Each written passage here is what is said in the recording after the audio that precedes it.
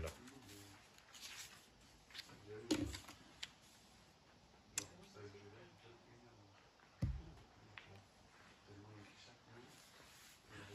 Bien, alors, d'abord bonsoir, ceux que je revois depuis longtemps, plaisir de vous retrouver. C'est notre premier cours dans cette période très compliquée de guerre. Et on arrive ce Shabbat à la paracha de Vayechi. Et la paracha de Vayechi, vous l'avez peut-être déjà étudié ou entendu, c'est la paracha où Yaakov va donc quitter ce monde. On a donc la fin d'une période, celle qu'on appelle la période des Avot, des patriarches. Et les patriarches vont avoir un retentissement pour l'histoire tout entière, puisque les Chachamim nous disent « Maaseh Avot, siman labanim ». Je traduis, les agissements de nos pères, donc en fait pas seulement leurs agissements, mais tout ce qui a fait leur vie, est un siman, est un signe pour les enfants, c'est-à-dire pour les générations à venir. Ce qu'il faut comprendre de cet enseignement, c'est qu'en fait, il y a une période de l'histoire qui s'appelle la période des Avot, Avot et Imaot, donc les patriarches et les matriarches. Cette histoire, elle sera pour nous un éclairage. Tout ce qui va se passer tout au long de l'histoire après les Avot va ressembler, ou va être la suite de ce qui a commencé avec les Avot. Comment termine cette période? On est donc en Égypte, vous vous rappelez, et la Torah commence en disant « Vayechi Yaakov be'eret Mitzrayim, Sheva Esrei Shana ». Donc, lorsque Yaakov arrive en Égypte, il est âgé de 130 ans, et il va vivre encore 17 ans en Égypte, donc en exil. Mais voilà que la Torah précise, et elle dit, Yaakov a vécu. Nos maîtres nous apprennent que ce mot Vayechi, il a vécu, c'est qu'en fait, ces 17 ans sont les seules années de la vie de Yaakov dans lesquelles il a été heureux. Tout au long de sa vie, l'histoire de Yaakov a toujours été très compliquée. Très compliquée. Il arrive au monde, il est second alors qu'il voudrait être premier. Évidemment, quand on dit premier, c'est au niveau spirituel. Il veut être l'aîné qui va recevoir les bénédictions, l'héritage de son père, l'héritage spirituel. Il attrape le talon de son frère. Donc ça commence par une lutte. Et il va obtenir ce droit d'aînesse. Et on va le lui discuter. On va le contester. Et il va fuir parce qu'on veut le tuer. Et il va tomber amoureux d'une femme et on va le tromper en lui donnant une autre femme. Il va avoir des enfants, mais pas avec la femme qu'il aime. Et puis un jour, finalement, il va, oui, avoir un fils, mais là, il va devoir affronter son frère Esav. Et puis quand enfin il se pose, il y a une histoire scabreuse entre sa fille et le seigneur de Shrem, une contrée de la région. Et voilà que ça va déclencher une guerre. Et puis après cela, il va perdre son épouse, Rachel. Et puis ensuite, il va être séparé de son fils Yosef. Et là, pour lui, c'est carrément pas une vie. Et enfin, au terme de tout cela, il a 130 ans, il s'installe en Égypte, et il va, on dirait aujourd'hui, profiter de la vie pendant 17 ans. On va voir un peu plus tard pourquoi ce détail a en fait son importance. Sentant sa fin approcher, la Torah nous raconte qu'il va d'abord appeler son fils Yosef, qui va bénéficier d'une bénédiction particulière. En effet, chaque tribu va avoir le droit à ce qu'on appellera une part. Le peuple juif a toujours été divisé en 12 tribus, mais la tribu de Lévi ayant un statut particulier, voilà que Yosef va avoir le droit à 2 parts. Ces 2 enfants vont être, comme dit le texte, Kirouven, Veshimon, Yoli. Ils seront comme mes propres enfants. Donc on reste sur le chiffre de 12, mais grâce aux 2 enfants de Yosef. Donc il a double part. Là, il va lui faire promettre de ne pas l'enterrer en Égypte. Et juste après, la Torah nous raconte qu'il réunit tous ses enfants. Et il va leur délivrer à chacun une bénédiction incroyable, qui d'ailleurs va aussi nous accompagner jusqu'à la fin des temps. On va en avoir un aperçu dans un instant. Et là-dessus, Yaakov quitte ce monde. Et les versets qui terminent donc cette paracha et le livre de Bereshit nous racontent comment Yaakov a été enterré, le retour de ses enfants en Égypte et finalement la disparition de tous ses enfants, de toute cette génération. Donc on est dans la fin d'une période. Mais une fin qui finalement nous laisse un peu perplexes, parce que d'un côté, on est dans l'exil. Là, à ce moment de l'histoire, démarre le processus qui s'appelle l'exil. Ça n'existait pas jusqu'à présent. On est en Égypte. Et en même temps, comme on le disait à l'instant, les années les plus sereines, paisibles de la vie de Yaakov. Lorsque Yaakov réunit ses enfants, sa volonté est de bénir ses enfants, mais pas seulement. Et la Torah nous dit, et je cite, Vaïkra Yaakov el Banav, Yaakov appelle ses fils, Vayomer, et il dit, Re'asfu, réunissez-vous, Ve'agid alachem, et je vais vous raconter, et asher ikra etrem be'acharit ayamim, ce qui va vous arriver à la fin des temps. Ikabetsu veshimru, Bene Yaakov, rassemblez-vous et écoutez les fils de Yaakov, veshimru, et encore une fois, écoutez, El Israël Avichem, écoutez Israël, votre père. C'est-à-dire que Yaakov, là, il a ratissé très large. Il leur demande, premièrement, de se réunir, en employant le verbe He'asfu, d'accord, les asef, ça veut dire rassembler. Ensuite, il leur dit Ikabetsu, pareil, c'est se réunir, mais le mot est un peu différent. Pourquoi ? Parce que kibbutz, ça désigne en général des personnes qui étaient éloignées et qui convergent vers un point de rassemblement. Et écoutez, fils de Yaakov, et écoutez votre père Israël. Donc ils sont à la fois les fils de Yaakov, l'individu, l'homme, le père de famille, et puis aussi les enfants d'Israël. Et là on n'est plus dans une dimension individuelle, on est dans une dimension collective. Et qu'est-ce que Yaakov cherche à leur dire ? Et asher ikra etrem be'acharit hayamim. Ce qui va se passer, ce qui va vous arriver, à la fin des temps.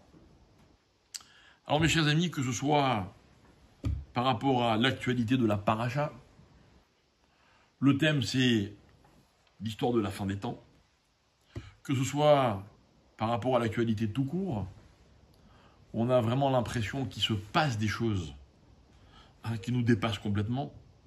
Il y a un thème qui pour moi s'impose, qu'il faut absolument, sur lequel il faut absolument qu'on se penche, c'est la fin des temps.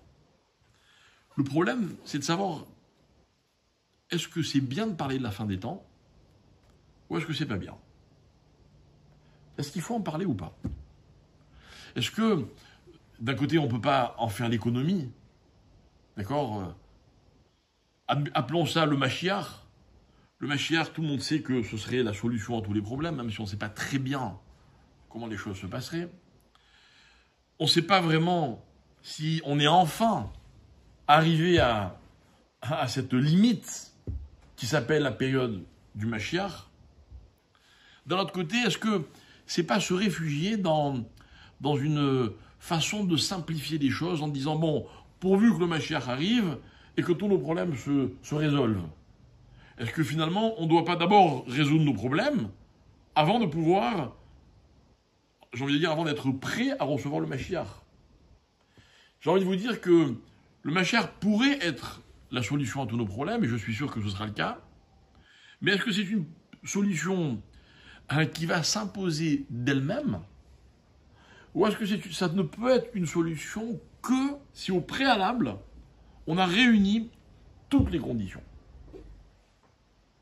Pourquoi la guerre dans laquelle nous nous trouvons en ce moment serait plus annonciatrice de la venue du Mashiach que la guerre de Kippour, par exemple? Ou que la Shoah, ou ce que vous voulez. C'est-à-dire que finalement, dans l'histoire récente de notre peuple, on a vécu des grands moments, on a vécu des moments d'angoisse inimaginables, et puis la vie, elle a repris son cours. Alors moi, j'ai envie de m'interroger, est-ce que, au vu de ce qui se passe, de ce qui nous arrive en ce moment, est-ce qu'un jour, la vie va reprendre son cours, et puis on va se calmer, oublier? Est-ce qu'on va redevenir les mêmes? Ou est-ce qu'on est en train de vivre un changement qui va être définitif?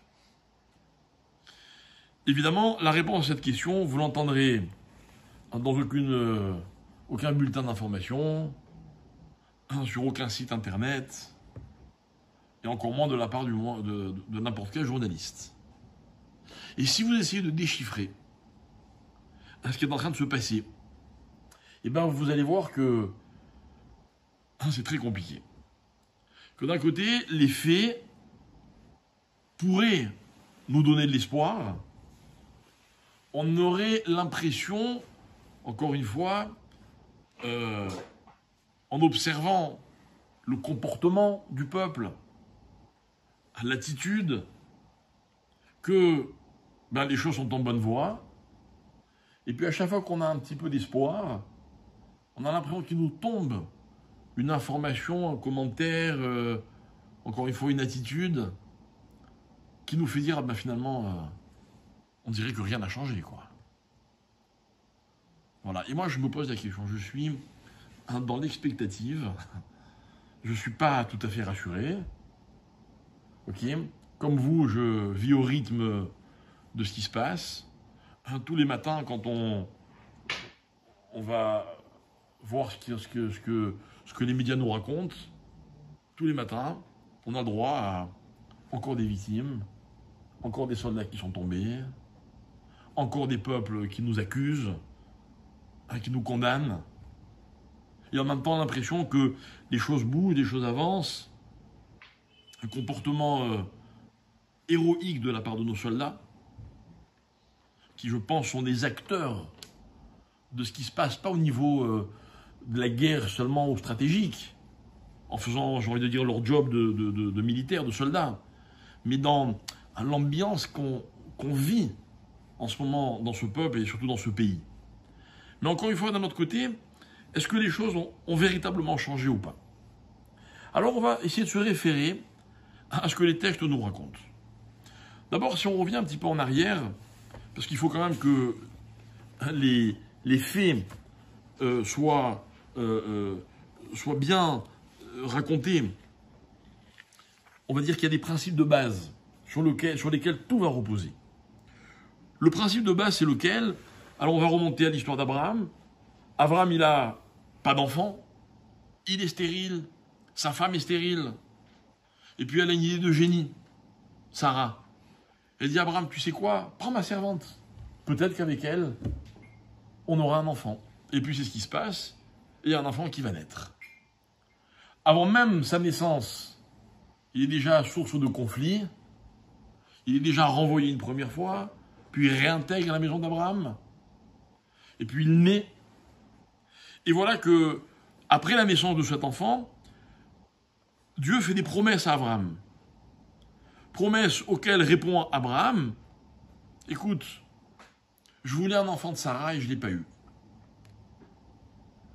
Alors Hachem lui dit, t'inquiète pas, tu auras un enfant avec Sarah. Il s'appellera Yitzhak. Et il sera béni. Et Hachem lui fait encore plus de promesses. Ça aurait pu être merveilleux. Mais là, Abraham, il va avoir une phrase qu'on ne comprend pas jusqu'à aujourd'hui. Abraham va se dire, d'accord, et Ishmaël, Lo Ishmael ichye lefanecha. Tu me fais des belles promesses concernant Yitzhak, je te crois. Et Ishmael, tu l'as oublié? Alors Dieu lui dit, ah d'accord, si vraiment tu y tiens, alors Ishmael aussi sera béni, et lui aussi sera un grand peuple, et finalement, la source de beaucoup de problèmes, d'ennuis que nous vivons. Pourquoi? Il voulait quoi, Abraham? On en a déjà parlé dans d'autres cours. C'est un sujet brûlant. Ce n'est pas le nôtre ce soir, mais nous on constate une chose. C'est qu'en fait, Abraham, il a 2 enfants. Et que ces 2 enfants, ils ont chacun une place importante. Et que ces 2 enfants, nous, ce qu'on constate, c'est qu'ils vont vivre un conflit qui ne va jamais se terminer. Bien. Là-dessus, l'histoire continue, et Yitzhak, à son tour, se marie, et lui aussi, il a 2 enfants. Et ces 2 enfants, eux aussi, ma foi, ça va être très compliqué entre eux. Entre eux aussi, il va y avoir beaucoup de conflits. Et voilà que la Torah nous raconte que Yitzhak a une affection particulière pour Esav, quand Rivka, son épouse, a une affection particulière pour Yaakov. Yitzhak veut bénir Esav, Rivka veut que Yaakov soit béni. Et voilà que, finalement, c'est Yaakov qui va recevoir les brachot, et Esav jure de se venger et de tuer son frère. La Torah nous dit que Rivka, la mère, elle a connaissance de ce projet, fomenté par Esav. Alors elle dit à Yaakov, il faut que tu fuis. Mais elle ne veut pas trop faire de peine à son mari. Elle lui dit, je voudrais que Yaakov aille chez mon frère, à Padan Aram, pour épouser une femme. Je n'aime pas les filles de Canaan. Manque de bol, Esav était marié avec une fille de Canaan.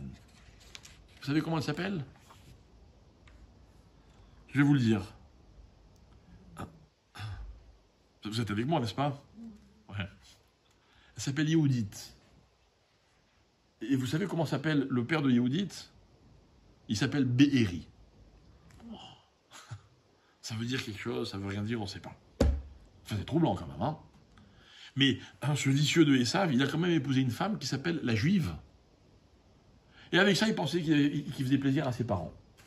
Et voilà qu'un jour, il apprend qu'on demande à Yaakov, le frère dont il est mortellement jaloux, d'aller épouser une fille d'ailleurs parce que ses parents n'aiment pas les filles de Canaan. Alors, la Torah raconte qu'entendant cela, que fait Esav? Vayar Esav kira od benot Canaan, be'ene Yitzhak aviv. Il constate que son père n'apprécie pas les filles de Canaan. Va yeler Esav el Ishmael. Alors il va chez Ishmael, va yikach et il épouse et Mahalat bat Ishmael. Mahalat, la fille d'Ishmael. Et voilà l'alliance la plus dramatique de toute l'histoire de l'humanité. Esav qui épouse Ishmael. Ishmael qui s'associe à Esav. Et puis, au fur et à mesure que le temps passe, on a l'impression qu'il y a 2 peuples, qu'il y a 2 destins. On a même l'impression que le monde est séparé en 2. L'Occident d'un côté, l'Orient de l'autre. On ne les voit pas trop se rencontrer. Finalement, ils cohabitent. Ils arrivent à s'arranger.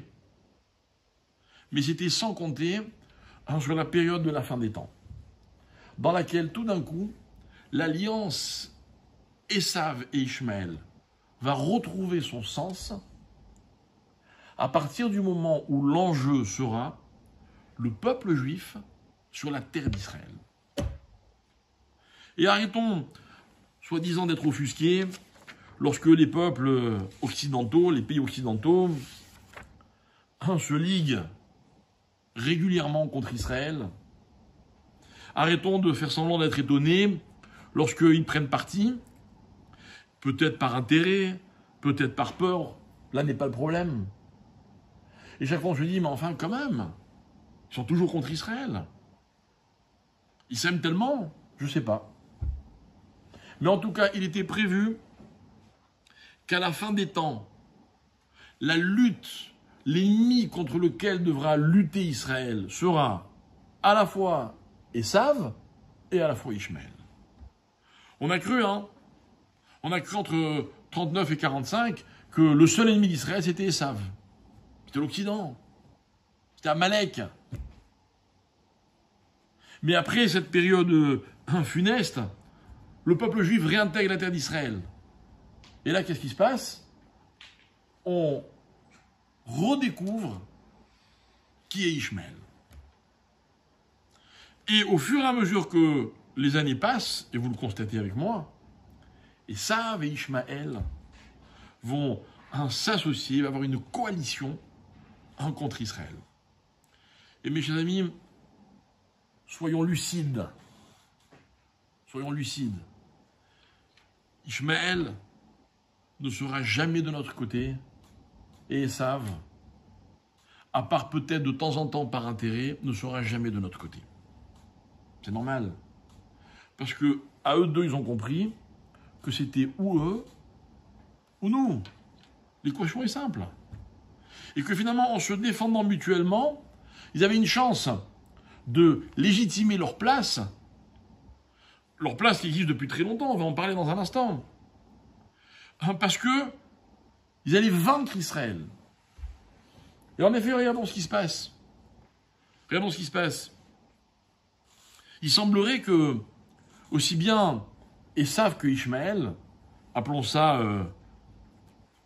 le christianisme, l'islam, soit des peuples, des religions monothéistes. Quand je dis monothéiste, c'est pas seulement qu'ils croient en un Dieu unique, c'est qu'ils acceptent l'idée que la Torah a été donnée par Dieu et qu'elle a été donnée au peuple juif. Il n'y a pas de débat là-dessus. Simplement, en cours de route, il y a deux phénomènes qui vont se passer. Du côté de Esav, il y a un homme qui va, voilà comment moi je le traduis, qui va se substituer à Dieu. Il va être le Dieu. Il va être ce personnage qui incarne le miracle, né d'une femme qui n'a pas connu d'homme. Et il va changer le cours de l'histoire. Et il va dire, bon, ben, vous savez quoi? Israël a déçu Dieu. Dorénavant, c'est plus eux, c'est nous. Et de l'autre côté, il va y avoir un prophète qui ne se prend pas pour Dieu, mais qui va prophétiser. Et c'est quoi prophétiser? Prophétiser, c'est apporter une lecture humaine au message de Dieu. Et Ishmaël va dire, à partir de maintenant, celui qui va nous guider, qui va nous éclairer, c'est plus celui qui a reçu la Torah au Mont Sinaï, c'est un nouveau. Et la prophétie, mes chers amis, c'est très confortable. Parce que la prophétie, écoutez bien, c'est le moyen de permettre aux hommes de dire ce qu'ils ont envie de dire. Par exemple, dans leur religion, tuer des juifs, c'est bien ou c'est mal? Ben, chacun va dire ce qu'il veut. Les uns vont dire c'est bien, c'est ce que demande notre religion. Les autres vont dire ah non, pas du tout, c'est pas du tout ce qui est marqué dans notre tradition. Vous savez, vous, je sais pas moi. J'entends les uns, j'entends les autres. C'est normal. On a créé une religion de prophètes. Le prophète, il a libre coup, il est libre. Le prophète, c'est celui qui dit ah, moi, j'ai été inspiré, moi, j'ai compris. Écoutez, je vais vous dire quelle est la vérité. Nous aussi, on a eu des prophètes. Mais nos prophètes à nous n'ont jamais rien changé. Ils n'ont fait que répéter mot pour mot des messages qu'ils recevaient de Dieu. Mais la Torah, ça a toujours été la même. Les hommes qui l'ont reçue, ça a toujours été les mêmes. Et en fait, finalement, nos références n'ont jamais changé. Voilà la différence qu'il y a entre eux et nous. Et en fait, nos maîtres disent que, à la fin des temps, il va se passer deux choses très intéressantes. Deux choses que vous connaissez tous, parce que ce sont des versets du Tanakh qu'on récite très souvent. Le premier, c'est un verset dans lequel il est écrit, je cite, Ve'aya Hashem le melech al kol haaretz, bayom hahu yeh. Vous connaissez? Bravo. Je traduis. Et Hachem sera le roi sur toute la terre. Et ce jour-là, il sera, deux points, Hachem Echad, donc Dieu sera un, ou Shmo Echad, et son nom sera un. Ça veut dire que viendra un jour, disent nos maîtres, nous disent nos prophètes, un jour où l'unicité de Dieu, mais l'authenticité de Dieu sera reconnue par tout le monde. Vaya Hashem le melech al kol haaretz, sur toute la terre. Ça, mes chers amis, c'est les conséquences de la venue du Mashiach. Le deuxième phénomène qui va se passer, c'est ce que disent aussi nos prophètes. Et c'est un texte que l'on récite dans la prière de Shabbat après-midi, dans lequel on dit « Umi ke amecha Israël goy echad ba'aretz ». Je traduis. « Et qui est comme toi, mon peuple, non, qui est comme ton peuple Israël, un peuple sur la terre. » Un peuple. Mes amis, soyez confiants, un jour viendra où en Israël il y aura un peuple. Ça ne veut pas dire qu'on va fermer nos frontières, qu'on n'accordera pas de visa temporaire à ceux qui veulent venir nous rendre visite. Alors vous savez très bien que la plus grande différence qu'il y a au niveau, j'ai envie de dire, géopolitique, entre avant la création de l'État d'Israël et après la création de l'État d'Israël, je ne parle pas maintenant pour le peuple juif, je parle en général, c'est que jusqu'à la création de l'État d'Israël, il y a toujours eu, sur cette terre, des peuples dominants, des peuples qui pratiquaient des religions, et chaque fois qu'un peuple a dominé la terre d'Israël, il a tout fait pour qu'aucune autre religion ne soit légitime en Israël. Ça a été l'empire turc, ça a été les croisades, ça a été tout ce que vous voulez tout au long de l'histoire. Il y a eu ou l'islam ou le christianisme. Les autres, ils étaient chassés, tués, exterminés. Et lorsque un jour Israël revient sur sa terre en étant en 5708, le peuple juif ouvre les frontières à tout le monde. Et aujourd'hui, vous prenez en Israël, il y a des mosquées, il y a des églises, mais il y a surtout des juifs qui prient. Et on n'a jamais chassé personne, non. On n'a jamais cherché à éliminer qui que ce soit. Et ça, mes amis, d'abord, il faut se le rappeler, et il faut le rappeler aux goïms, aux nations. La vraie différence, elle est là. On veut nous délégitimiser. Vous savez pourquoi ? Parce que nous, on a refusé de délégitimiser les autres. Parce que nous, notre combat n'a jamais été d'éliminer les autres. Notre combat, nous, mes chers amis, c'est nous. Qu'est-ce que nous sommes vraiment ? Et on est convaincu que si on est vraiment ce qu'on est censé être, alors on sera Mi Ke'amcha Israël Goy Echad Ba'aretz. Vous savez, notre façon à nous d'éradiquer les ennemis, c'est notre programme. C'est en étant nous-mêmes. Vous savez, la vérité n'a pas besoin de combattre le mensonge. À partir du moment où la vérité est, elle s'impose et le reste disparaît. C'est pas une guerre. C'est pas une guerre. C'est exactement comme quand vous allumez la lumière. Avant d'allumer la lumière, la pièce est remplie d'obscurité. Et dès que vous allumez la lumière, l'obscurité s'en va. Vous n'avez pas éliminé l'obscurité. Si la lumière revenait à s'éteindre, l'obscurité reviendrait. Mais tant que la lumière est là, il n'y a pas d'obscurité. Mais, écoutez bien, nos maîtres vont nous dire la chose suivante. Il y a un peuple, ou plutôt une civilisation, qui va être l'antithèse de Ve'aya Hashem le melech al kol haaretz, Hashem Echad ou Shmo Echad, c'est Édom, c'est Esav, c'est l'Occident. C'est-à-dire, le fameux Hachem, tel que les Juifs le proclament, on va essayer de l'éradiquer. L'éradiquer. Regardez comme nous, on est fidèles à ce que nos maîtres et nos prophètes nous ont enseigné. Quand vous voyez dans la Torah, par exemple, le mot composé des lettres suivantes, Yud et He, vous dites quoi?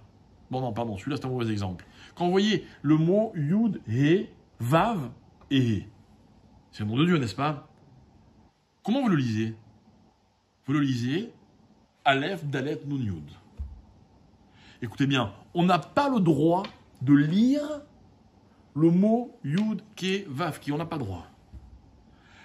Mais on sait qu'un jour viendra où Hachem Echad ou Shmo Echad.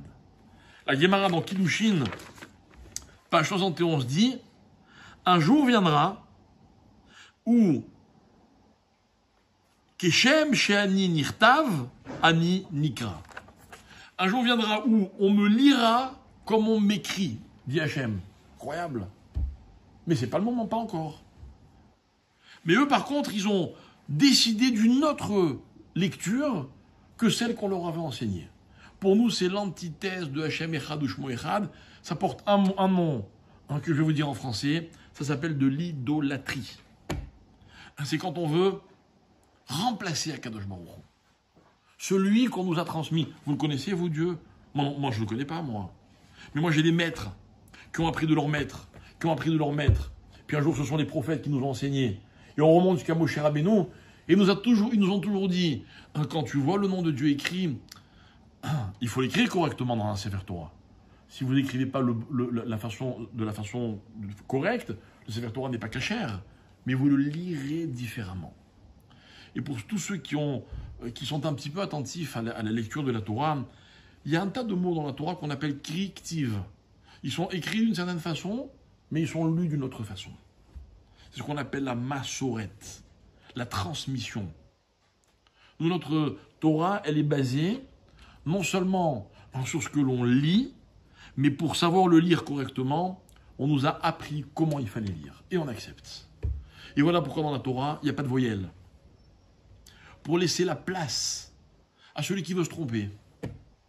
Mais nous, quand on apprend à lire, bon, en tout cas c'était mon cas quand j'étais un petit garçon à l'école, je demandais à mon professeur comment il faut lire ce mot. Et lui, d'où il savait? Parce qu'un jour son propre professeur lui avait appris. Et ainsi de suite.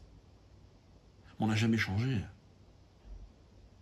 Et de l'autre côté, on a Ishmaël. Ishmaël va être l'antithèse de Goy Echad Ba'aretz. Pourquoi Goy Echad Ba'aretz? Parce que un jour, il va dire voilà, il y a un prophète qui s'est réveillé un matin en disant j'ai été inspiré, on m'a dit que à partir de maintenant, vous me suivez à moi. Nous aussi, on a eu des prophètes, mes chers amis. On a même eu des faux prophètes dans notre histoire. Mais jamais, on a dit à partir de maintenant, ça va changer. Et il ne faut pas que ça change. Il ne faut pas que ça change. Moi, quand il m'arrive de rencontrer des gens, par exemple, qui proposent un judaïsme réformé ou revisité, ou pour employer un mot peut-être un peu plus souple, adapté. Moi, j'ai qu'un seul argument.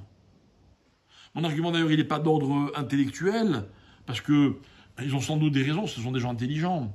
Mais je demande juste une question. Mais si on change, si on adapte, quelle différence subsiste-t-il entre nous et les autres religions? Eux aussi. Ils n'ont pas éliminé, ils ont juste changé quelques petites choses. C'est ce qui fait toute la différence. La fin des temps, mes chers amis, c'est Hachem Echad, ou Shmo Echad al Kol Haaretz, et Israël Goy Echad Ba'aretz. C'est-à-dire que notre existence sera la preuve que finalement il n'y avait qu'une seule combinaison. Comprenez? On n'est pas un peuple de guerriers, nous. On sait se défendre, ça grâce à Dieu. On n'est pas là pour se battre. On est là pour exister. Et c'est quoi exister? Exister, c'est être capable d'être nous-mêmes. Mais qu'est-ce que l'histoire est compliquée? Ça n'a jamais été simple. Alors voilà que Yaakov, le jour de sa mort, il se dit, bon, je vais les aider à tenir le coup. Je vais leur raconter comment ça va se passer. Incroyable. Et asfou ve'a guide alachem. Je vais vous raconter. Et Asher ikra etrem b'acharit hayamim. Ce qui va vous arriver à la fin des temps. Vous imaginez? Vous imaginez un patriarche qui vient et qui vous dit maintenant, tu veux savoir comment ça va se passer? Allez, viens, je te raconte. Eh bien, vous savez ce qui se passe? Le peuple juif tout entier est réuni autour de cet homme. Oublions 5 minutes que c'est leur père. Oublions 5 minutes. C'est le patriarche. C'est le Hav. Pas le père au sens biologique du terme. Hein, c'est le guide. C'est le maître. C'est celui qui sait et qui va enseigner. C'est cet homme qui, à l'âge de 147 ans, est resté fidèle à ce qu'il a toujours été. Il est resté fidèle à l'enseignement de son propre père, qui lui est resté fidèle à l'enseignement de son propre père. C'est, comme dit la Guémara, la corde tressée de 3 fils ne pourra plus jamais se déchirer. La Guémara dit pourquoi 3 patriarches? Elle explique que 3, c'est le chiffre de la confirmation dans la Torah. Par exemple, quand une chose est accomplie 3 fois, elle est comme un engagement. Un engagement qu'on n'a plus le droit de faire comme s'il n'existait pas. 3, dans la physique, c'est le chiffre de la stabilité. Sur 2 pieds, on peut basculer. Mais quand un objet repose sur au moins 3 pieds, il est stable. 3, c'est les 3 patriarches qui définissent ce qu'est la vérité. Et ce 3e patriarche dit à ses enfants, je vais vous raconter ce qui va se passer. Et qu'est-ce qu'il leur raconte finalement? Il ne leur raconte pas ce qui va se passer. Il leur fait des magnifiques bénédictions, mais on reste sur notre fin. On dit alors, mais il va se passer quoi? Et il meurt. Alors il y a beaucoup d'explications.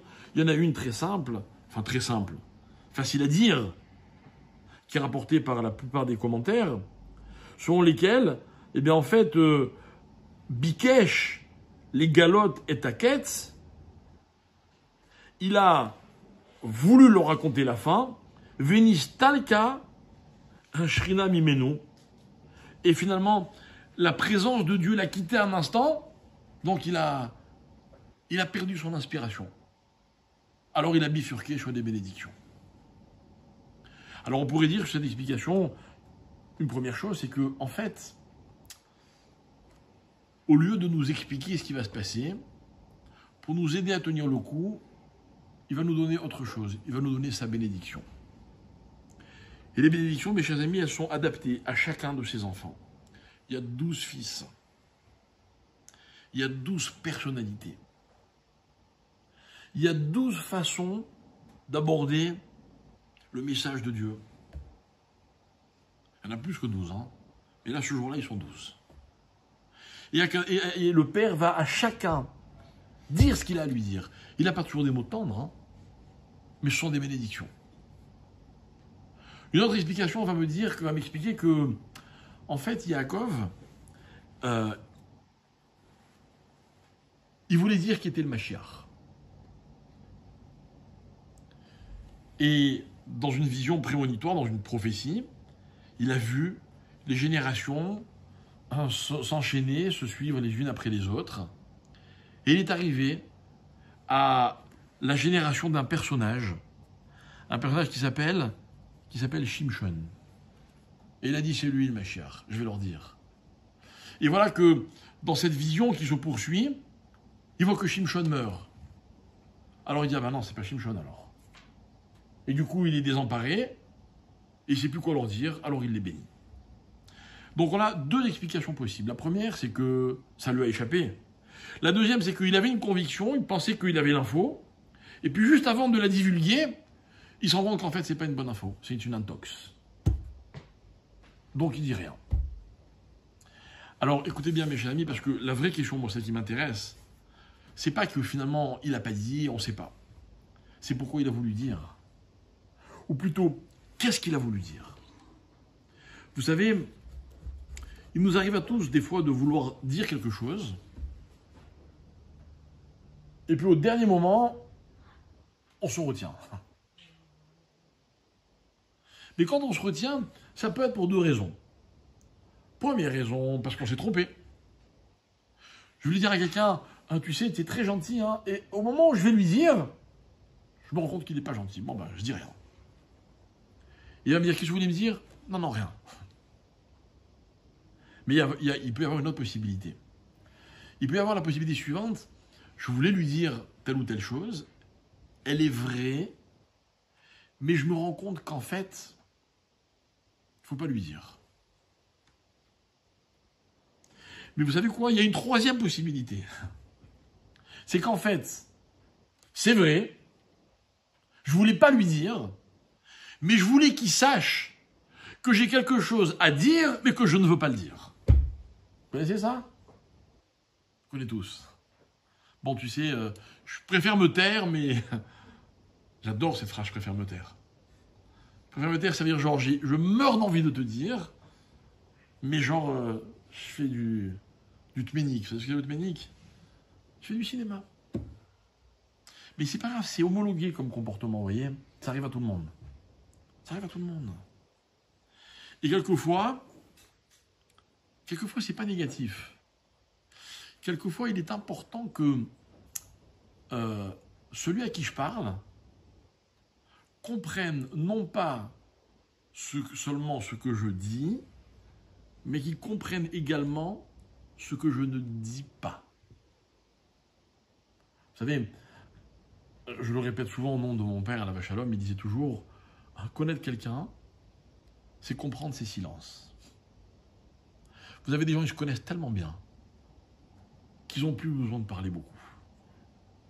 Mais c'est pas qu'ils ne parlent pas, qu'ils ne communiquent pas. Non, ils communiquent même à travers les silences. D'ailleurs, pour vous donner un peu de réconfort, ben c'est l'histoire de Dieu et du peuple juif. Dieu il a parlé une seule fois. C'est censé suffire. Et les gens qui vous diraient, mais moi si Dieu veut, ben il n'a qu'à parler. S'il parle, j'accepte. Vous savez ce qu'on leur répond? On leur dit, non mais il a parlé une fois et tu n'as pas compris. Alors à quoi ça sert qu'il continue à parler? Tu crois que connaître quelqu'un, c'est comprendre ce qu'il dit? Mais même ça, tu n'en as pas été capable. Peut-être que si tu comprends ce qu'il dit, ben, tu comprendras ses silences.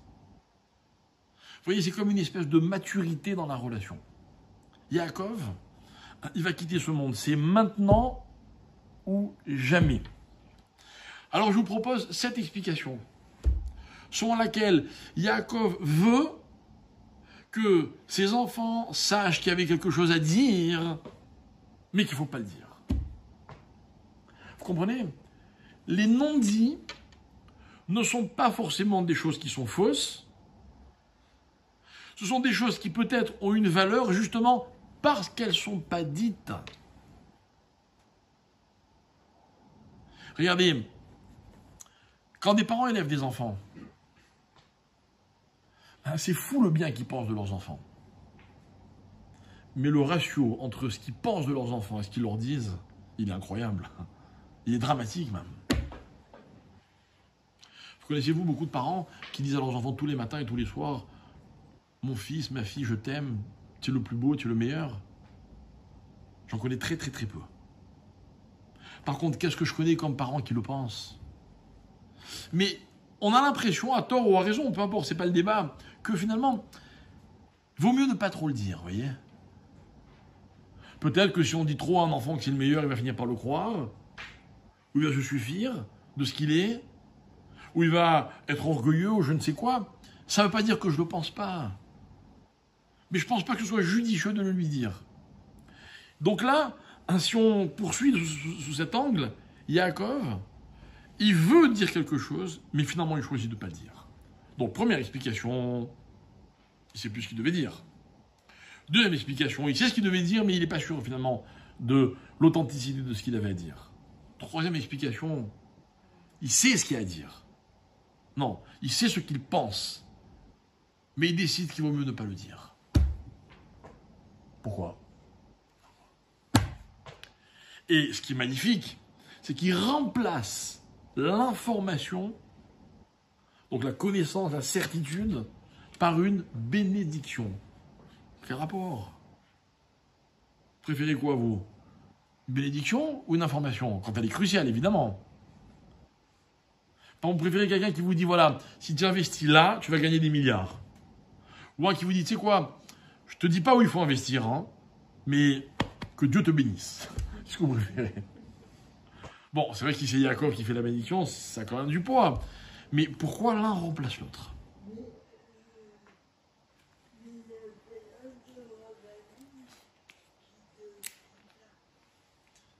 Quoi?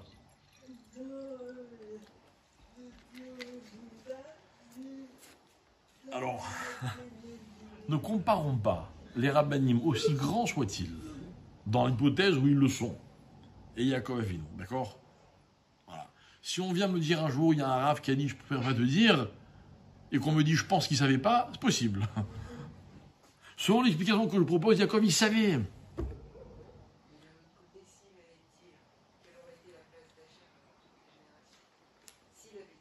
Bon, là, tu nous donnes une bonne raison de penser que finalement, c'est pour ça qu'il l'a pas dit. On va aller plus loin. On va aller plus loin. Peut-être que ça pourrait nous suffire de dire, bon voilà, la place de Dieu, etc. Peut-être que la place de Dieu, elle existe même si on sait. Quand on sait, c'est pas forcément gagné. Mais, ouais. Vous allez dire, mais s'il l'avait dit justement, de la même manière qu'on transmet, qu'on ne va pas lire, on aurait transmis qui était le Mashiach jusqu'à ce qu'il arrive, peut-être que cette personne ne se serait pas révélée, le Mashiach s'y est révélé. Donc, tu considères que si Yaakov avait donné une info, peut-être qu'elle aurait été fausse, quoi, en fait. Non. Si. Et il n'aurait pas réalisé son potentiel autant que ce qu'il aurait dû. Non, mais vous partez du principe que si on connaissait l'histoire, alors on n'aurait jamais donné le meilleur de nous-mêmes. J'ai une petite question à vous poser. Pourquoi en ne connaissant pas la fin de l'histoire, on donne le meilleur de ce qu'on est? Peut-être qu'aujourd'hui, on serait peut-être un peu meilleur si on était motivé en sachant comment ça va se terminer, peut-être. Je sais pas, en tout cas, le résultat, il n'est pas fameux, quoi. C'est pas que genre grâce à ça, on est tous des sadikim et le peuple, il est parfait. Bon, vous voyez, il y a un vrai dilemme. Mais c'est pas ça qui m'intéresse, franchement. Ce qui m'intéresse, c'est pas qu'est-ce qui se serait passé si on avait su. Ce qui m'intéresse, c'est pourquoi il fallait pas qu'on sache. Voilà, c'est ça. Vous voyez? Plutôt que de se concentrer sur les hypothèses, venons essayer de déchiffrer les réalités. La réalité, c'est qu'on ne sait pas. On ne sait pas, mes chers amis. Voilà, je vais vous donner une info importante. Personne ne sait qui est le Mashiach. Ah, mais c'est sûr, ça. Hein. Et je vais vous dire, moi, je suis ouvert à tout. Hein. Ceux qui prétendent qu'un tel, c'est le Mashiach, moi, vous savez ce que je réponds? Alvaï. J'aimerais bien. Juste qu'ils viennent, quoi. Mais personne ne sait. Combien on en a eu qui nous ont dit c'est lui, c'est lui. Justement, on va voir comment ça se passe. Ou une femme? Non, un homme. Un être humain, oui, c'est sûr. Un être humain. Oui, attention. Non, ça peut pas être Israël, par exemple. Non. Non, le Mashiach, c'est un personnage qui va incarner un rôle, ok? Mais ce rôle-là, ce sera finalement un rôle comment dire, de messager, quoi, de chaliard. C'est-à-dire, c'est comme, imaginez, c'est comme Moshe Rabbeinu et la Torah. On l'appelle Torah de Moshe, la Torah de Moshe. Mais la Torah, c'est pas Moshe. Moshe, c'est pas la Torah. Mais d'un autre côté, sans Moshe, on n'aurait jamais eu accès à la Torah. Il a été le trait d'union. Vous voyez? Donc, toutes les promesses de la fin des temps vont passer par le Mashiach. Mais le Mashiach, l'homme, c'est pas lui la solution. Lui, il est annonciateur de la solution, ok, de la Géoula, et il est celui qui va la rendre possible. Mais il n'est pas la Géoula. D'accord, voilà, c'était juste une petite précision. Oui? J'ai une question. À quoi ça sert du coup si on ne veut pas éviter les ambiguïtés comme il y a eu dans le christianisme, dans l'islam, qu'il y ait un messager et que peut-être pas derrière les... Ah, très bonne question. Mais la différence, c'est que ce messager, ok, il correspondra à tout un tas de critères, sans aucune exception. Ok, mais écoutez bien. Et le critère, justement, j'allais en parler, le critère le plus important, vous savez ce que c'est? C'est pour ça que c'est une histoire qui est très compliquée, vous allez voir. Le critère le plus important, c'est qu'il ne meurt pas. Parce qu'il y a eu des hommes dans l'histoire, encore une fois, je vais vous citer des exemples, que vous connaissez peut-être d'ailleurs. d'hommes qui répondaient à toutes les conditions. Et un jour, ils sont morts. Et le jour où ils sont morts, on a dit, ah, donc c'était pas lui. Exemple, Shimshon. Tout à l'heure, je vous racontais que le Midrash explique, et la Gemara, elle développe, que Yaakov, il a vu en Shimshon le Mashiach. Il allait leur dire, mais voilà que Shimshon meurt. Donc s'il meurt, c'est que c'est pas lui le Mashiach. Ah. C'est le processus. C'est là que c'est compliqué. C'est que jusqu'à quand on sait, jusqu'à quand on va pas savoir s'il meurt ou s'il meurt pas. Vous comprenez? Donc en fait, l'idée c'est quoi? L'idée c'est que un jour, le Mashiach, quand il va venir, il va s'imposer de lui-même. Mais attendez, soyez un peu patient. Hein, c'est quand même pas mal de temps qu'on attend. On peut attendre encore quelques instants. Ok? Bon, je vous rassure, hein, je ne vais pas vous dire qui c'est le Mashiach à la fin du cours. Hein. Ok? Bien.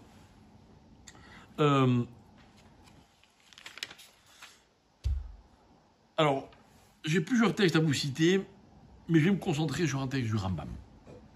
Rambam Maïmonide, dans son œuvre qui s'appelle Mishneh Torah. Mishneh Torah, c'est ce qu'on appelle Yad HaChazaka, c'est la plus grande œuvre du Rambam, qui est sans doute l'une des références les plus citées dans la halacha depuis l'époque du Moyen-Âge. Le Rambam, dans Ilchot Melachim, donc dans les lois qui concernent les rois.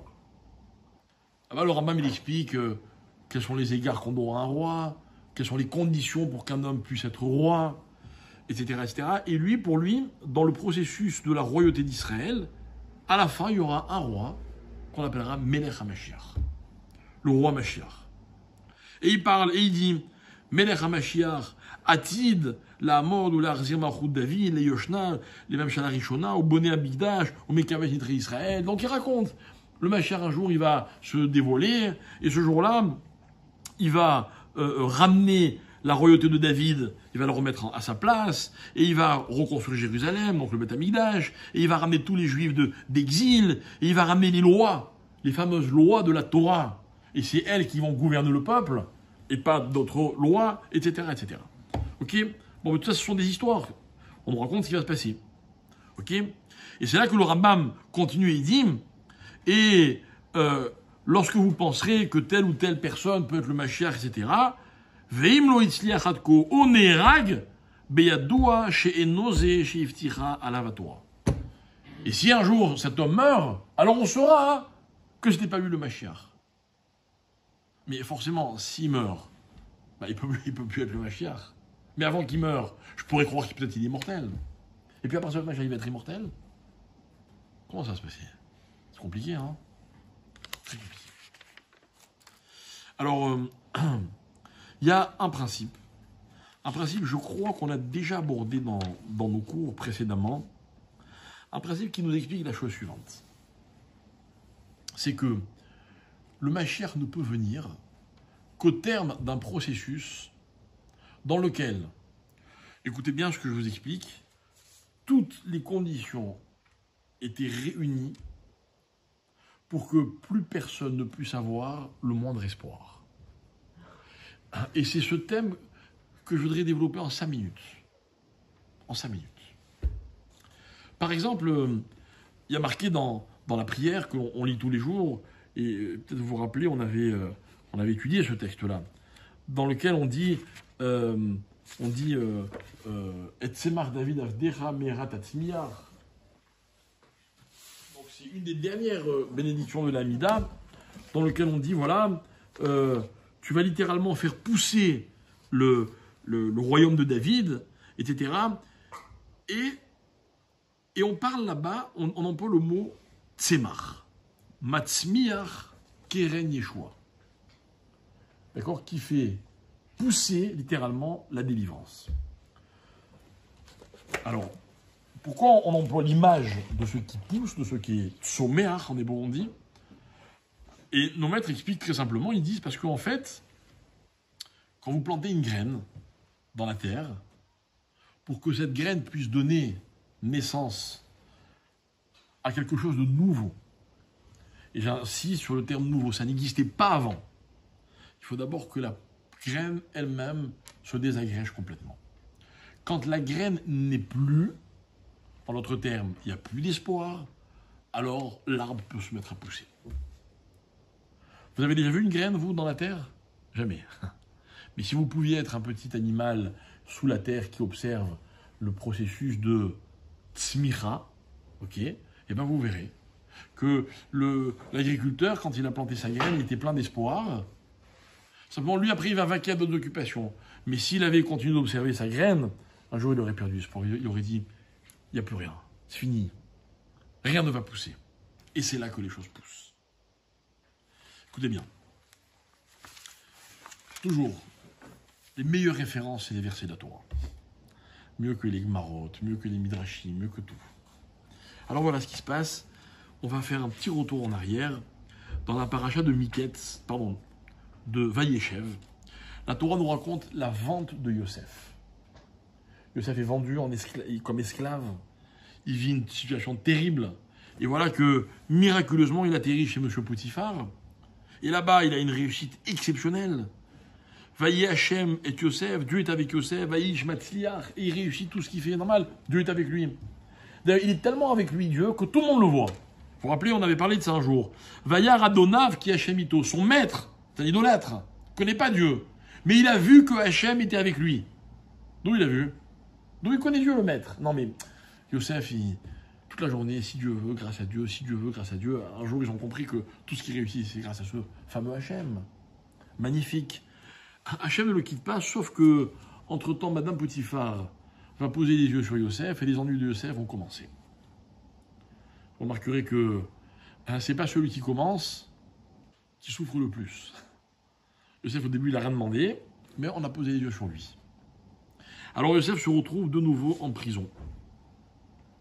Et quand il arrive en prison, écoutez ce que dit le texte. Donc je suis au milieu, plus ou moins, vers la fin de la paracha de Vayeshev. Ok? Chapitre 40, Pérec même. La Torah dit la chose suivante. Vayehi Hachem et Yosef, encore une fois.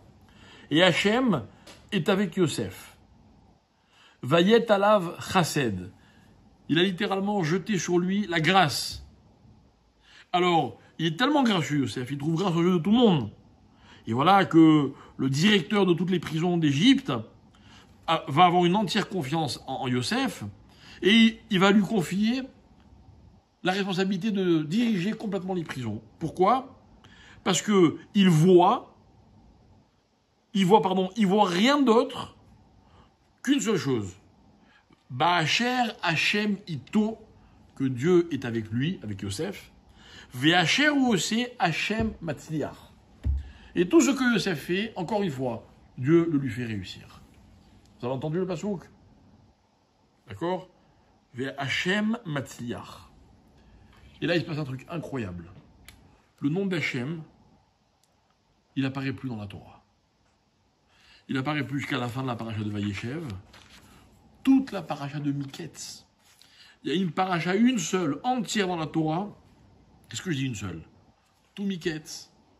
Tout Vaïgash. Donc, la fin de Vayeshev.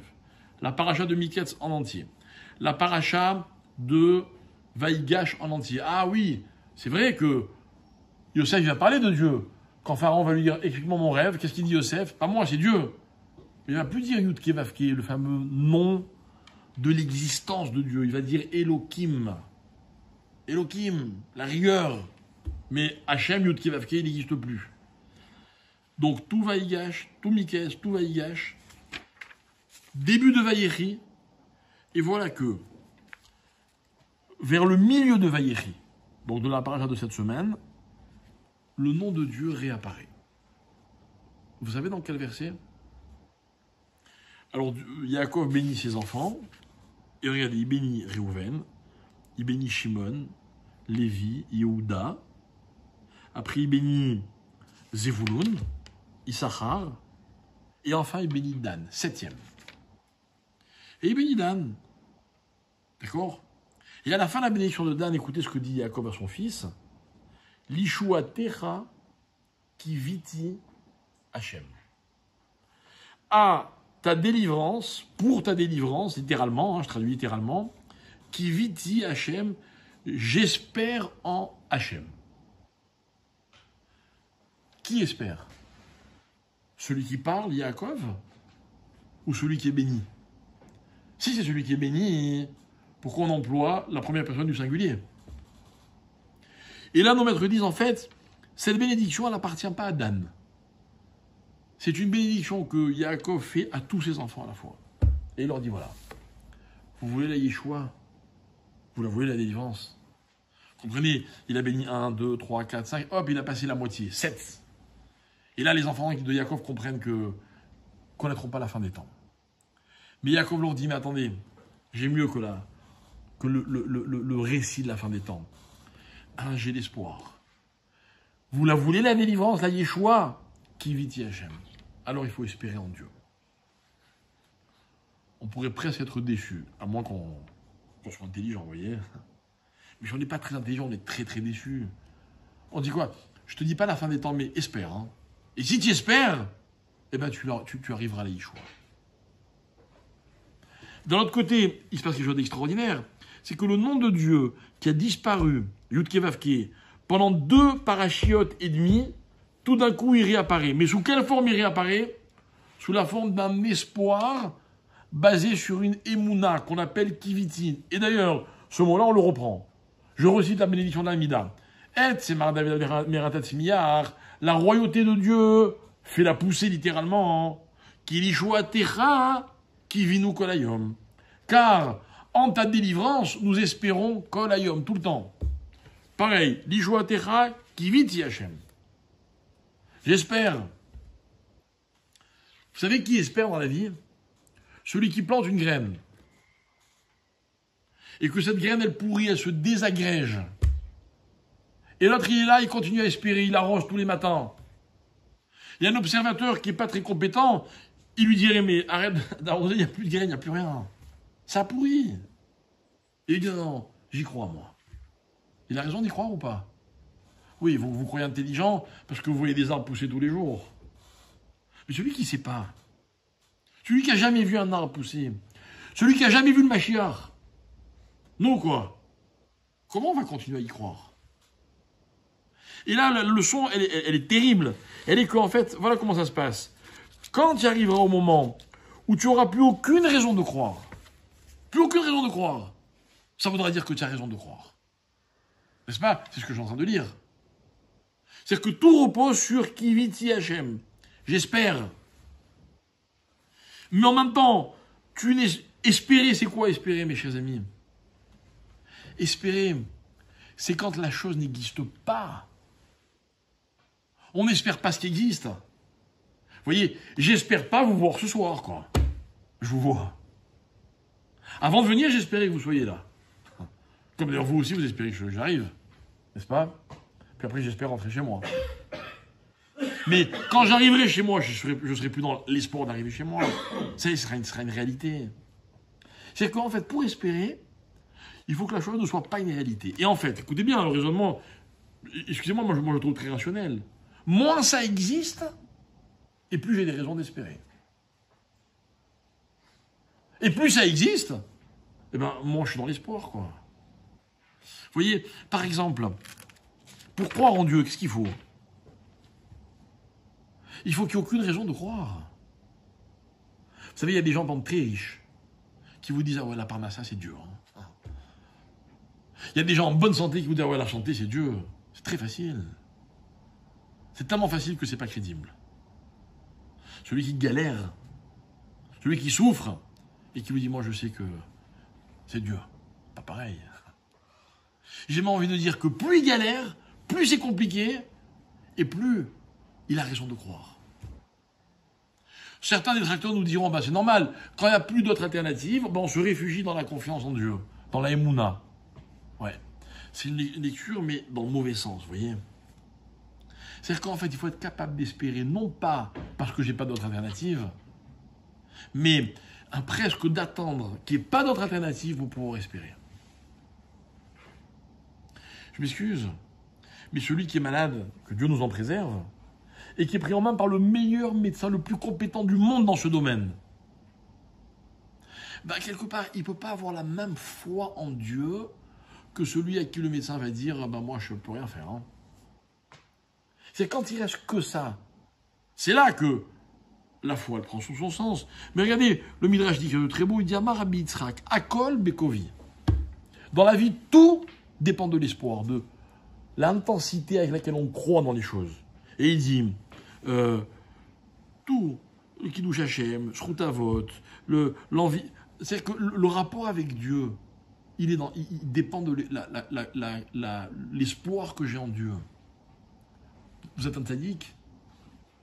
Vous êtes une tzaddika? C'est quoi être un tzaddik dans la vie? C'est croire en Dieu. C'est espérer. Se dire, ça va marcher, je fais confiance à Dieu. Mais je me lance. Je me lance de façon complètement irrationnelle, sinon ça ne fait pas que j'ai complètement confiance en Dieu. Vous voyez?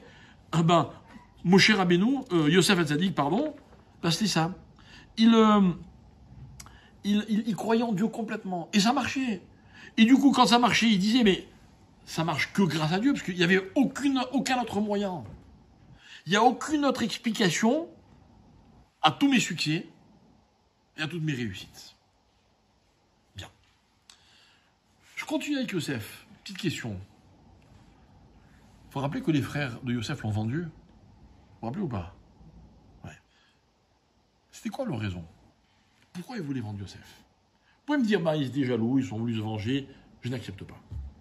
On parle quand même des 12 tribus d'Israël, des enfants de Yaakov.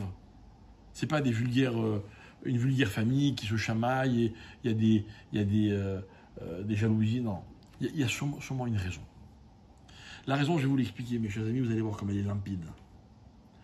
Les frères de Yaakov savaient que toutes les galères, tous les soucis du peuple juif allaient commencer à cause de Yosef. Vous voyez? Regardez, il veut s'imposer et il dit, vous savez, j'ai rêvé que vous procédiez devant moi. À cause de ça, il est vendu. À cause de ça, il se retrouve vice-roi d'Égypte. Et à cause de ça, tout le peuple juif va se retrouver en exil. Et à cause de ça, et attendez, Yosef, il va aller jusqu'au bout. Parce que Yosef, il va quasiment tuer son père. Vous savez ça? Yosef, un jour, il va voir ses frères, il les reconnaît, eux ne le reconnaissent pas, et il les fait parler. Et il leur fait dire qu'ils ont encore un frère. Alors il dit, je veux le voir, sinon je ne vous crois pas, vous êtes des espions. Alors on amène Binyamin. Mais Yaakov, il dit, mais si vous ne me ramenez pas Binyamin, je vais mourir. Et qu'est-ce qu'il fait Yosef? Il s'arrange tout un stratagème pour que Binyamin soit accusé de vol. Et il dit à ses frères, je suis désolé, on ne pourra pas rentrer avec vous. Donc eux, ils ont un homme devant eux, cet homme-là, il va causer la mort de leur père. Il n'y a plus d'espoir. Yosef, c'est le personnage dans l'histoire du peuple juif qui va apporter le désespoir. Mais le désespoir, ce n'est pas la fin de l'histoire. Parce qu'au dernier moment, les choses elles vont s'arranger. Vous vous rappelez ce que je dis au début du cours? Grâce à Yosef, Yaakov, il va vivre les 17 plus belles années de sa vie. Où? En Égypte. Il y a un paradoxe qui est incroyable, il faut aller en exil pour bien vivre. Je comprends, pour un juif, le meilleur endroit du monde, c'est pas Eretz Israël. Alors pourquoi Yaakov, il n'y a que en Égypte qui passe les 17 meilleures années de sa vie? Alors mes amis, on est dans le processus de la fin des temps, c'est ça, c'est le paradoxe. C'est le paradoxe. Le paradoxe de la fin des temps, c'est je vais te dire et je te dis pas. Je vais en exil, mais c'est magnifique. Magnifique. J'ai rencontré il n'y a pas longtemps des gens qui habitent aux États-Unis qui m'ont dit, mais incroyable. La vie juive aux États-Unis, c'est un bonheur. Moi, ils m'ont dit ça à Jérusalem quand même. Hein. Mais ils ont raison, c'est vrai. C'est embêtant. C'est pas embêtant, c'est un paradoxe. C'est un paradoxe qui est un signe de la fin des temps. C'est vrai. Avec tout ce qui se passe, mes chers amis, on n'a jamais été aussi bien en diaspora qu'en ce moment. Peut-être à Paris, ils ne sont pas très bien, ou je ne sais pas dans quelle ville, mais il y a des endroits où ils sont vachement bien, les Juifs. D'ailleurs, la preuve, c'est qu'ils ne viennent pas. Ils viennent pas. Il y a quelqu'un qui m'a dit récemment, il m'a dit, depuis quelque temps, j'ai le sentiment que finalement, la vie serait plus confortable en Israël qu'en France. Il m'explique. Il me dit, ah, en France, la vie est plus confortable, donc c'est pour ça que je n'ai jamais voulu venir en Israël. Mais maintenant, quand il y a un problème de sécurité, parce qu'il y a beaucoup d'antisémitisme, donc finalement, la sécurité, c'est plus important que le confort. Donc, c'est mieux en Israël. Ya Habibi, tu prends le problème à l'envers complètement. Je me suis perdu dans sa réflexion. C'est un miracle que j'ai réussi à vous la répéter, d'ailleurs. Mais c'est une réalité. Hein, c'est le paradoxe que vit Yaakov. Yaakov, il a un fils qui l'entraîne vers le fond. Yosef. Et en même temps, quand il le retrouve, il dit « Ah, ça va être les plus belles années de ma vie. » Mes amis, moi, ce que je voudrais qu'on comprenne de tout cela, on peut continuer pendant des heures, hein, mais je vais quand même vous laisser rentrer chez vous, hein, c'est que, en fait, toute cette histoire dans laquelle Yaakov il veut raconter la fin des temps, c'est une histoire dans laquelle on ne sait pas si on vit le plus beau moment de l'histoire ou le pire moment de l'histoire. J'ai une question. Ce qu'on vit en Israël depuis le 8 octobre, le 7, c'était une horreur. Il n'y a pas de discussion. Depuis le 8 octobre, où Israël s'est ressaisi, et Israël, hein, comme seul Israël sait le faire, rebondit, il montre toute sa puissance, sa force. Je ne parle pas de la force militaire seulement, je parle de la force d'esprit, comme on dit, le roi d'Israël. Ah. C'est une belle période ou c'est une mauvaise, ou c'est pas une belle période? Je peux vous démontrer par A plus B qu'on vit des moments extraordinaires. Et dans la même phrase, je peux vous démontrer, vous aussi, qu'on vit l'une des pires périodes de notre histoire. Et on ne sait pas. Et on n'arrive pas à définir. On n'arrive pas à mettre un nom, un adjectif à cette période. Des fois, je me dis peut-être que dans quelques mois, on va languir ce moment qu'on a vécu. D'ailleurs, franchement, on a l'impression qu'en Israël, il y a des personnes qui ont compris la leçon, elles ont fondamentalement changé. Et on a l'impression qu'il y a des gens qui sont encore pires qu'avant. Je vous dis, ça va pas être simple, hein. Ça va pas être simple. Mais vous voulez que je vous dise, ça ne m'intéresse pas tellement ce qu'il va y avoir. Parce que je ne sais pas, et je ne peux pas savoir, et personne ne peut savoir ce qui va se passer B'Acharit Hayamim. Donc en fait, la seule certitude, c'est ce que je vis en ce moment. Et ce que je vis en ce moment, c'est une période de paradoxe. De paradoxe. Moi, je vois, on entend que les chiffres des dossiers de demande de Aliyah ont augmenté de 450%. On n'est pas non plus complètement naïf, hein. D'accord? Mais c'est-à-dire qu'il y a un intérêt pour Israël. On se disait il y a quelques semaines, mais enfin, ils ne vont jamais comprendre qu'il faut venir. Ah, maintenant tout le monde commence à se dire peut-être qu'il faut venir. C'est pas beau ça? Tous les gens qui habitent enfin, la plupart des gens qui je parle disent vous avez de la chance. Vous avez de la chance. Et je pense qu'ils le pensent. Ça veut pas dire qu'ils sont prêts à faire le grand saut du jour au lendemain, mais ils le pensent au fond. Moi, j'ai été en France plusieurs fois. J'ai toujours aimé revenir en Israël, franchement. J'ai toujours un sentiment, quand on arrive, on atterrit, on sort, avec tout ce qu'il peut y avoir autour de nous, qui n'est pas forcément simple, etc. On arrive, on est chez nous. Déjà, on arrive, quand on est là, dans un aéroport, quel qu'il soit, déjà, on se fait engueuler, hop, on se sent chez nous. D'accord? Donc c'est vrai. Mais en ce moment, ça n'a rien à voir.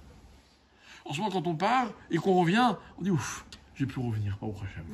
Non, mais c'est vrai. C'est vrai. Vous allez voir les Chayalim, je suis sûr que vous l'avez fait comme moi, vous allez leur rendre visite, les blessés dans les hôpitaux. Vous entendez des phrases incroyables. Incroyables. Des gens qui vous disent j'ai compris, il y avait quelque chose au-dessus de moi. Une dame qui me dit ça dans un hôpital. Elle dit, hein, moi, qui suis-je pour porter un jugement? Elle me dit, tu sais, j'ai rien à voir avec la religion. Non, je suis juive, hein, mais j'ai rien à voir. D'accord? Une personne qui a fait sa Aliyah de Russie il y a quelques années, etc., qui vit dans un milieu complètement fermé, etc.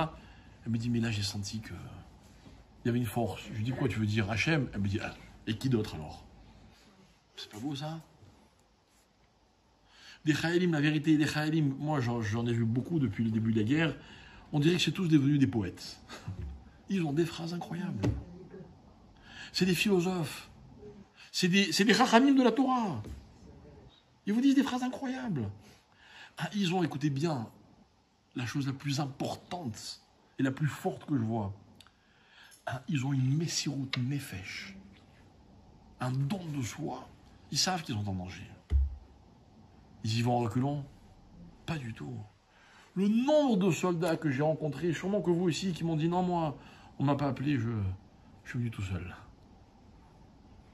C'est fou. Mais tu te mets en danger, tu as une famille. Oui, mais c'est ça être juif. Vous savez, mes chers amis, que toutes les mitzvot de la Torah, il y en a des grandes, des petites, des moyennes, des faciles, des compliquées, des simples, d'autres qu'on n'arrive pas à comprendre. Mais il y a un facteur commun qui peut rendre n'importe quelle mitzvah comme la plus grande mitzvah du monde. C'est quand on est prêt à faire Messirut Nefesh pour une mitzvah. On se donne complètement pour une mitzvah. C'est ça que vous voulez. Hein. Il y a des gens, des fois, pour allumer les nérodes de Shabbat, ils ont fait des choses incroyables. Ils sont mis en danger. Messirut Nefesh. Vous comprenez que quand ils allument la bougie de Shabbat, ça n'a rien à voir avec celui qui allume sa bougie, même à Jérusalem ou à Tel Aviv, quoi. Où c'est facile, il suffit d'acheter ce qu'il faut. Incroyable. Il y a des gens pour ne pas rater une prière à la synagogue, ou mettre leur téfilin, ou étudier la Torah, ou je sais pas quoi, n'importe quelle mitzvah. Incroyable. Je vous ai raconté une histoire un jour que j'avais lue. Une histoire vraie. C'était justement à l'époque de l'Aliyah de Russie. On ne savait pas très bien qui était juif, qui n'était pas juif. Il y avait des gros problèmes de halakha. Et un jour, il y a une dame qui téléphone à la Chevra Kadisha, une Chevra Kadisha orthodoxe, haridite, et qui leur dit, écoutez, mon mari est décédé, est-ce que vous pouvez venir le chercher? Ils entendent l'accent russe et tout, ils disent, voilà, ça va être une galère. Juif, pas juif, qu'est-ce qu'on fait? Où on l'enterre? Bon, ils y vont, ils sont obligés. Ils arrivent dans la maison, ils voient un couple, etc. Et ils prennent le mari, ils s'occupent du mari. Et juste au moment où ils vont pour emporter sa dépouille, il y a la dame qui, vous permettez que je dise juste une petite chose sur mon mari? Alors, ils disent, oui, avec plaisir. Elle dit, vous voyez, il n'y a pas d'enfant dans cette maison. Je vais vous expliquer pourquoi. Parce qu'on s'est marié en Russie, il y a de nombreuses années. Et la veille de mon mariage, je suis allé au mikvé. Et dans la semaine qui a suivi notre mariage, il y a une loi qui est sortie en Russie, je ne sais pas dans quel pays exactement ils habitaient, quelle contrée. On n'avait plus le droit de pratiquer le judaïsme. Vous savez que pendant toute la période de trucs communistes, etc., on était ou juif ou russe, il fallait choisir. Donc ils ont fermé toutes les synagogues, les mikvaot, etc. Elle a dit donc j'ai plus jamais pu aller au mikvé. Et comme j'ai plus pu aller au mikvé pendant des années, je sais pas, 20 ans ou 25 ans. Alors donc mon mari ne m'a jamais touché. Et quand on est arrivé en Israël, la première chose que j'ai fait, c'est que je suis allé au mikvé. Et puis donc, mon mari et moi, on s'est retrouvés, mais c'était trop tard, je ne pouvais plus avoir d'enfant. Et le gars là, c'est vrai, qui dit, et dire que nous, on s'est demandé si c'est des juifs ou pas des juifs, avant de les connaître. Alors vous imaginez la Messirut Nefesh qu'il faut pour accomplir la mitzvah de la pureté familiale, pour un couple qui ne peut que se regarder et se parler pendant 25 ans. Qui est capable de ça? Messirut Nefesh. Ce couple-là, il n'a pas eu d'enfant, mais j'imagine son rayonnement dans le monde futur. Et bien les Chaïm, c'est ce qui est des leçons qu'ils nous donnent constamment. C'est pas beau ça? C'est pas des moments qu'on avait presque envie de vivre. Mais en même temps, c'est tellement dur. Tellement dur. Shabbat, dimanche, 14 Chayalim, on a perdu. Et ça, c'est les morts. Mais les blessés à vie. Des cicatrices incroyables. Et puis chacun, c'est une famille et un cercle de gens très proches. Et ceux qui vont revenir, Bezrat Hashem, en bonne santé, mais avec un traumatisme, ils vont revenir. Et les otages, je peux continuer comme ça pendant des jours, mais vous savez tout. Alors c'est une belle période ou c'est pas une belle période? Avant de décider, mes chers amis, de se demander est-ce que ça va bien se terminer ou pas, c'est-à-dire qu'est-ce qui va passer le lendemain de la guerre. Le problème, c'est de définir est-ce que c'est une bonne période ou c'est pas une bonne période. Vous voulez que je vous donne la réponse? Si vous m'avez bien suivi, vous pouvez l'exprimer tout seul. C'est ça le terrain le plus propice pour la venue du Mashiach. C'est ce trouble. Hein, c'est cette incertitude. Hein, cette obscurité. La Guémara dit le moment le plus noir de la nuit. C'est juste avant le lever du jour. Je sais pas, moi on vit avec des éclairages électriques de partout. On sait plus ce que c'est vraiment l'obscurité. La Guémara dit. La Guémara voulait savoir comment on sait s'il fait jour, pas jour, si on peut dire le schéma, prier, faire l'amida, etc. Est-ce qu'on peut se reconnaître à telle distance une personne que je connais mais pas trop, etc. En d'autres termes, est-ce qu'on est dans l'obscurité ou pas dans l'obscurité? Et la Guémara dit attention, hein, le moment où on voit le moins, c'est juste avant que le jour se lève. Et nos maîtres disent ah ouais, ben c'est comme l'histoire du peuple juif. C'est quoi voir le moins? On a cru, par exemple, en 39-45, qu'on était arrivé au fond du gouffre et que, ça y est, il pouvait y avoir que le Mashiach après ça. Aujourd'hui, on n'est pas dans une Shoah comme en 39-45. On est dans une période de trouble. On ne sait pas vers quoi on va. Et je répète, et encore une fois, je le dis avec beaucoup de conviction, on n'est pas capable de savoir si ce qu'on vit, c'est bien ou c'est mal. Puisqu'il y a les deux. Il y a les deux. En l'autre thème, est-ce qu'on va être meilleur ou on va être pire qu'avant? C'était pas brillant, hein, jusqu'au 6 octobre, vous vous rappelez? Parmi les Chaïm que j'ai rencontrés, j'en ai rencontré un avec qui ça a démarré au quart de tour. En général, il faut un petit moment pour que ça démarre. Là, ça a été à la seconde. Il y a quelqu'un un méfaquel qui me dit tiens, viens, je te présente. Bon, c'était une unité de Milouim, Mikim. Donc, c'était pas des petits jeunes, il avait 35 ans. Et il me dit tiens, voilà, je te présente un tel, je ne sais plus quel est son nom. Il me dit il est journaliste au quotidien à Haaretz. Alors, avant de commencer, je lui dis tu m'excuseras, mais je lis pas que les articles. je lis pas ton journal. Il me dit ouais, je me doute bien. Bon, donc sympathie, mais on discute, machin, etc. Et puis, tac, c'est parti en une seconde. Il avait des questions, j'en avais, etc. Moi, j'en ai posé une. J'en ai posé une seule. Je lui dis, votre, comment on dit en français, la mécha, là, mouvement de... Nous, voilà, toutes vos manifestations, là. Je dis, ok, légitime, pas légitime, etc. Évidemment, quand on est de l'autre côté, on voit toujours le mal. J'accepte, c'est vrai. Je dis, mais tu peux m'expliquer une chose? Moi, je suis religieux. Quel rapport entre ça et la religion? Pourquoi le débat, hop, constamment on essaie de le déplacer? Je dis, pourquoi Kikar Dizengoff le jour de Kippour? Tu peux m'expliquer? Quel rapport? C'est les mêmes, hein? C'est les mêmes organisateurs. Il m'a dit, je ne vais pas te répondre, mais je vais te donner une information.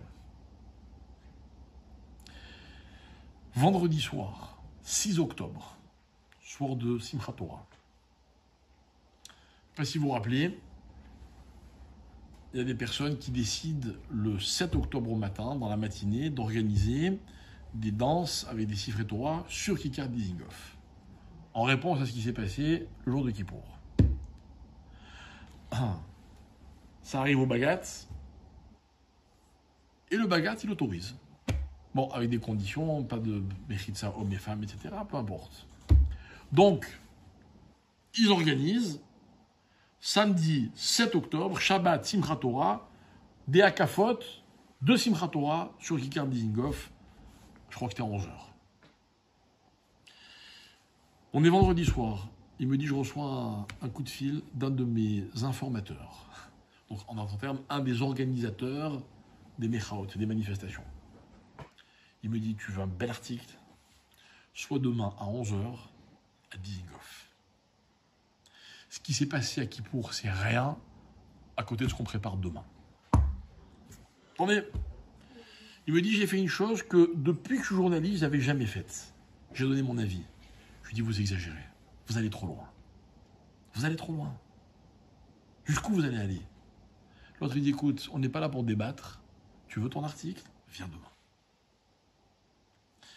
Il me dit, j'appelle un autre ami qui est journaliste, qui avait aussi l'info apparemment, ou je lui donne l'info, peu importe, je sais pas quoi.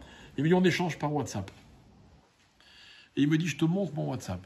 Vendredi soir, 6 octobre, 22h30. J'envoie le dernier message que j'envoie à mon ami, qui est aussi journaliste. Je lui dis, ça va trop loin. Écoutez bien, il me dit, je pense qu'il faudrait une guerre pour que tout le monde se calme. Terrible, hein? Ça veut dire que même eux, ils comprennent que quoi? Non pas que la guerre, c'est une solution, mais que plus rien n'a de sens, quoi. Vous voyez? C'est de ça que je parle quand je parle de période de trouble.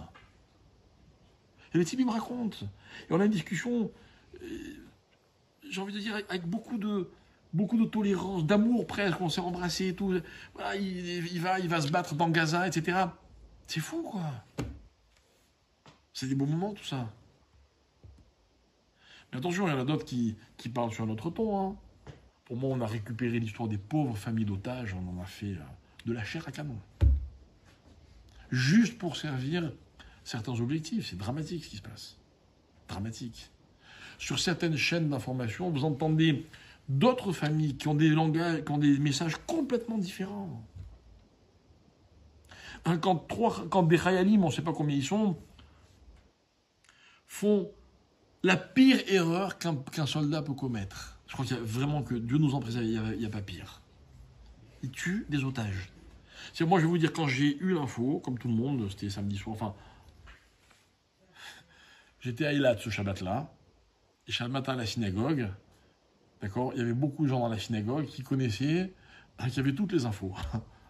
Et entre eux, ils discutaient. Mais non, ils ont dit ça. Mais non, ils ont fait ça. Bref, j'ai compris que, d'accord, ils avaient l'info en direct.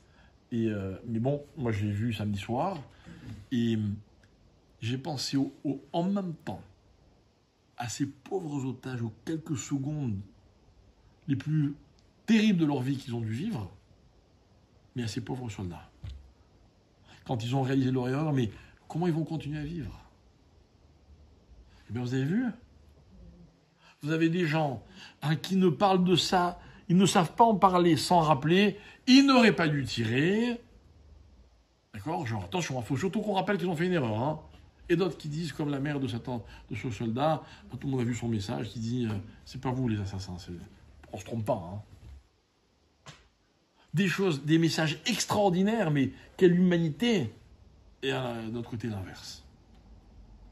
Mais on n'est pas là pour juger. À la limite, on doit choisir notre camp, c'est vrai. Mais je suis là pour repréciser qu'on vit une période de trouble.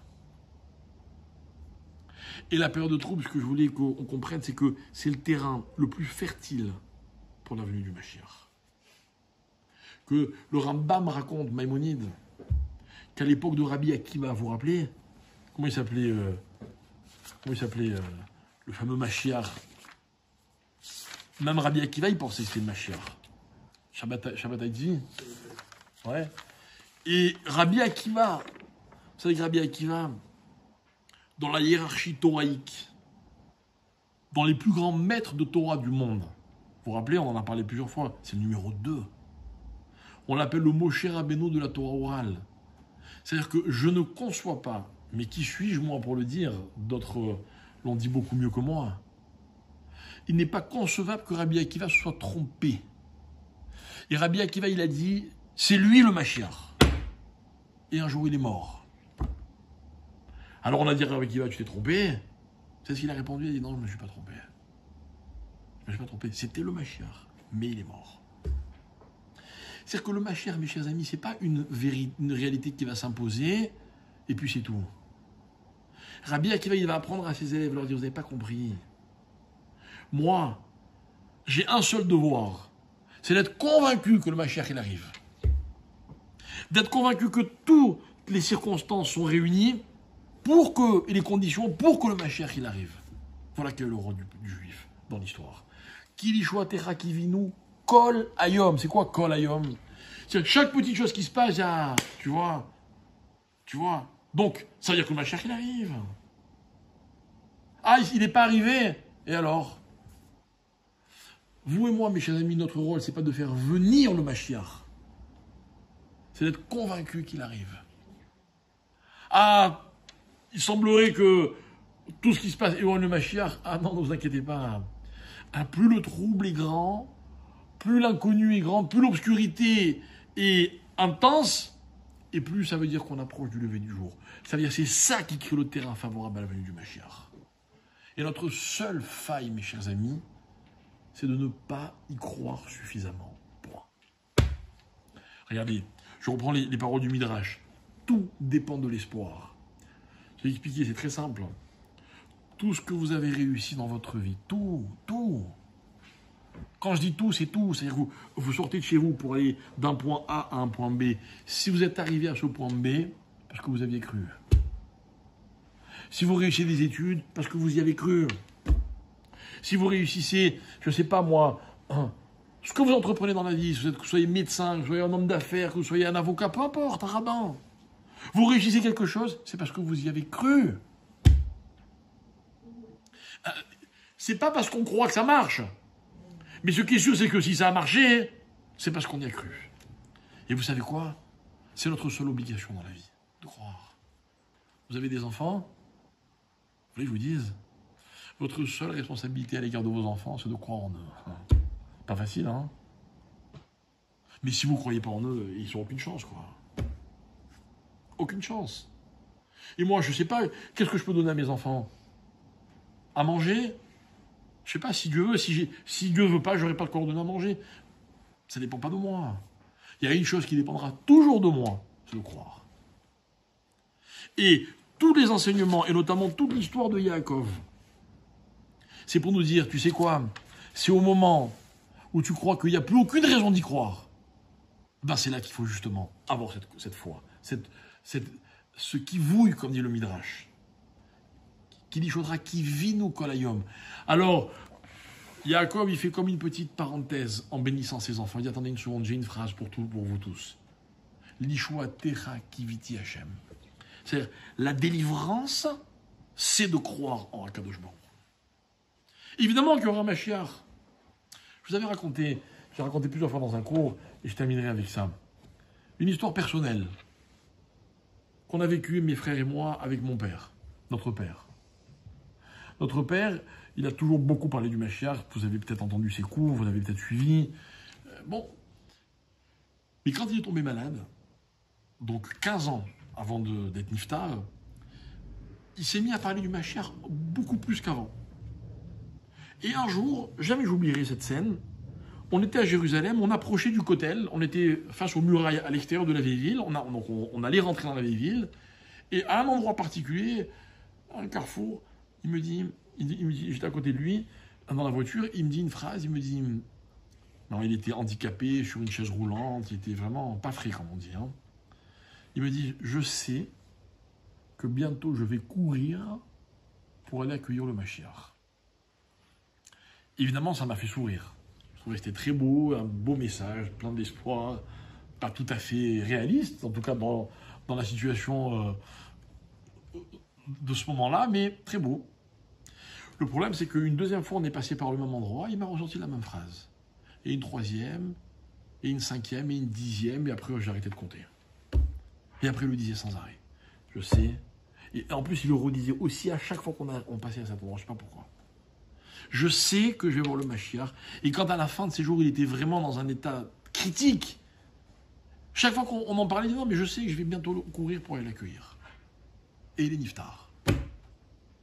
Et avec mes frères, on avait deux questions. Une autre, et celle-là. On se disait, mais alors quoi?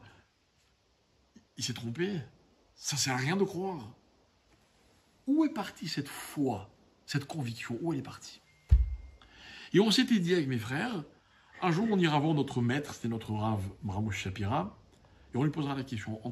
Malheureusement, la même semaine que mon père est niftar, le Rav a dû subir une opération très grave au cerveau, et puis après, on n'a plus jamais pu le voir, ni nous, ni d'ailleurs, à part sa famille, personne n'a pu le voir, et lui aussi, il est niftar au bout de quelques mois. Allez comprendre. Mais pendant les 7 jours, on a eu la visite d'un autre très très grand Rav. Et on savait que ce Rav et mon père étaient très très proches, beaucoup plus que tout ce qu'il nous racontait. D'ailleurs, le Rav, il arrive, et vraiment, je vous assure, c'est une sommité. Simplement, c'est pas quelqu'un de très connu, il vit dans l'ombre, c'est quelqu'un qui est plongé dans des livres du matin au soir, mais il vit dans une yeshiva à Jérusalem, la yeshiva de Mir, qui est la plus grande yeshiva au monde. Et on raconte que, enfin on raconte pas, c'est vrai que Tous les gens de la yeshiva savent que, quelle que soit la question qu'ils ont, lui, il aura la réponse. C'est très intéressant parce qu'il y a des heures où il accepte qu'on vienne le voir et il y a la queue. Mais pourtant, c'est quelqu'un qui n'est pas connu. Hein.